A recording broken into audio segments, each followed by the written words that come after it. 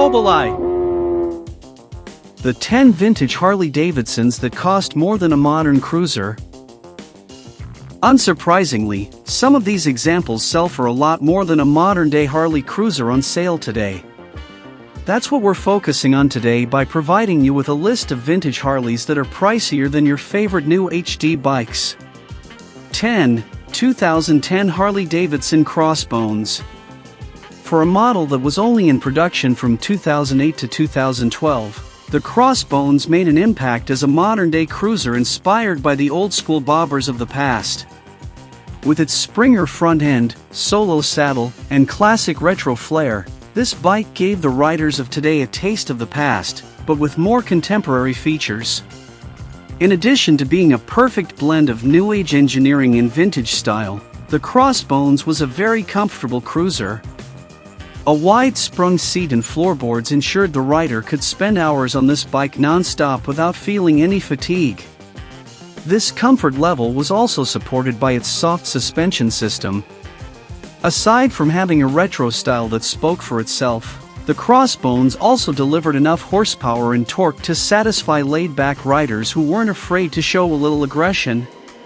Powered by an air-cooled twin-cam 96 engine, it provided riders with the ideal amount of power for the perfect cruising speed along long country roads and open suburban streets.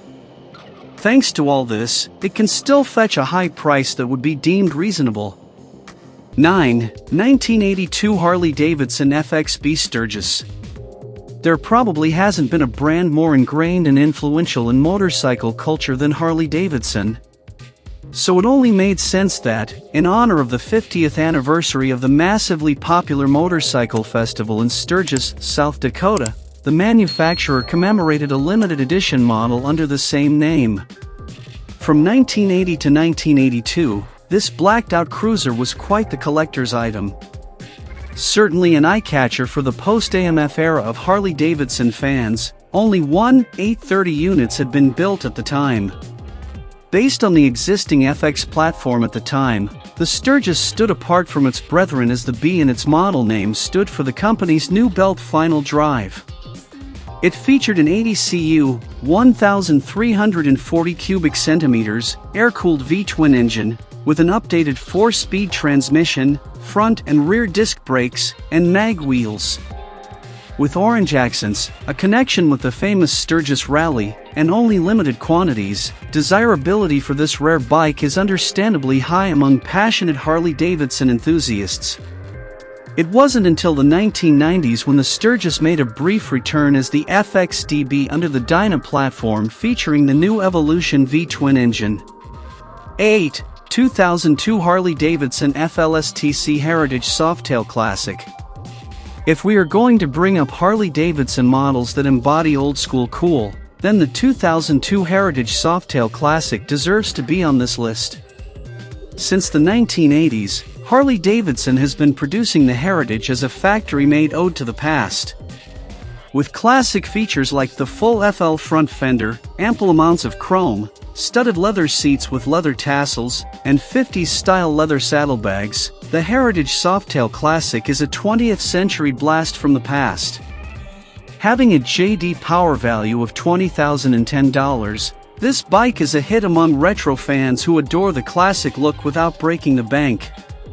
The Heritage is also valued for being the perfect bridge between softail cruisers and long-distance touring bikes. This bike shares nearly all the same qualities of a Road King, but without the added bulk, making it easier to pick up and less stressful to maneuver. Housed on a medium-sized steel softail frame, it's no mistake that the Heritage remains in production. 7. 1978 FLH Anniversary Edition. Special edition Harley-Davidsons often garner a higher level of admiration compared to standard models. And the 1978 FLH Anniversary Edition stands as a prime example. Marking 75 years since the company's inception, the 1978 model holds a significant place in Harley-Davidson's history, with this particular touring bike reigning supreme as the unofficial ruler of the road. During the 1970s, touring bikes were earning a positive reputation for their muscular build, prioritizing rider comfort and stability during long-distance journeys, traits that remain highly valued today. Featuring its signature root beer brown metal flake paint, batwing fairing, floorboards, forward controls, hard saddlebags, bag guards, and touring seat, this motorcycle offers everything retro lovers desire for a cross-country adventure. As touring bikes continue to be among the most sought-after models at Harley-Davidson dealerships, the 1978 FLH Anniversary Edition stands as a prime example of its enduring commitment to quality and innovation. 6. 1964 Harley-Davidson XLH Sportster. The Sportster has been the longest-running production model in Harley-Davidson's history, and it has taken on many forms since its inception in 1957. Within a few years of its debut, the Sportster was a huge hit worldwide. Specifically, the 1964 XLH that showed signs of inspiration from the popular cafe racers dominating overseas in Britain and Europe. Not to be outdone, the XLH was an American-made alternative middleweight motorcycle for riders more focused on short, local rides instead of long-distance touring.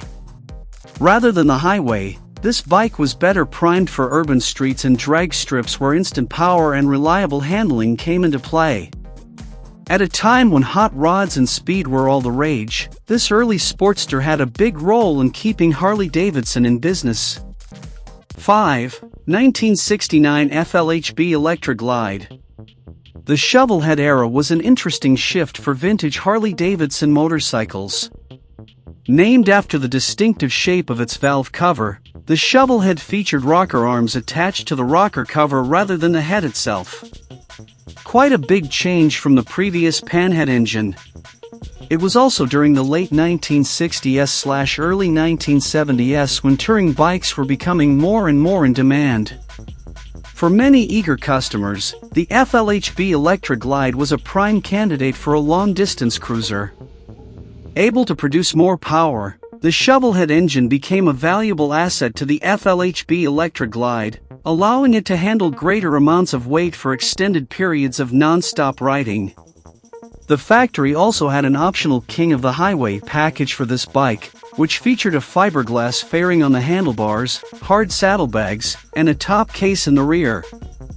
This early version of the Electra Glide eventually grew to become the foundation of Harley-Davidson's touring lineup. With features like a larger V-twin engine, floorboards, improved suspension, muscular appearance, and a larger frame, the 1969 FLHB Electra Glide can acquire a high price on the auction block. Especially since this was also a year before AMF briefly took ownership of the Harley-Davidson brand. 4. 1956 Harley-Davidson KHK. In the mid-1950s, British motorcycle brands like Triumph were making a name for themselves in the United States. Due to them being more compact, maneuverable, powerful, and affordable than some of their American counterparts, they were an instant hit among the motorcycling community. Taking note of this, Harley-Davidson responded with their own compact Sportster, the KHK. This factory-built hot rod cruiser borrowed similar design elements from its British competitors in an effort to produce a similar model that had strong racing qualities that were fit for city streets. Certainly the bike of choice for the growing wave of social rebels and renegades in post-World War II America. Along with some updated cylinder heads that offered improved airflow for its high-lift cams, the KHK was a small but mighty cruiser that was capable of instant racing thrills. With its roots in the racing scene, Harley-Davidson brought that same competitive energy into this performance-based Sportster. 3. 1960 FLH Duo-Glide. The panhead era of Harley-Davidson, much like the shovelhead era, is oozing with old-school cool. By replacing the knucklehead's cast iron heads with aluminum, there was a noticeable reduction in weight and excess heat. The panhead also came equipped with hydraulic lifters to cut down on unwanted noise and vibrations to create a smoother, more comfortable ride. The FLH Duo-Glides featured a 74 cu panhead engine given their large size and touring capabilities. With its excessive use of chrome, two-tone color schemes, color-matching windshield, solo leather Springer seat, and touring package, the 1960 FLH Duo-Glide continues to turn heads after more than 60 years off the factory line. In addition, this bike features a cat's-eye speedometer cluster, a larger chain drive, and external oil lines to the valve gear. Today, riders may find several design elements in the modernized Hyperglide revival. 2. 1974 Harley-Davidson XR750 alloy. With deep roots in the racing community, the company's most successful model to ever appear on the racetrack is the legendary XR750. Making its debut in 1970, the bike succeeded the KR750 in being the go-to model when it came to racers intent on dominating the scene. With its Sportster-based engine, the XR750 was a force to be reckoned with as it tore through the dirt and mud for decades.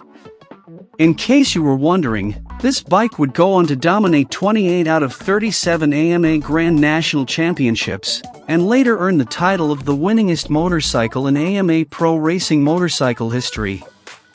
If those accolades weren't enough, the XR750 was also the bike of choice for legendary stuntman Evel Knievel for many of his death-defying stunts.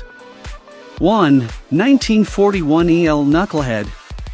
Harley-Davidson's early knuckleheads were some of the technically advanced motorcycles to hit the market in the late 1930s.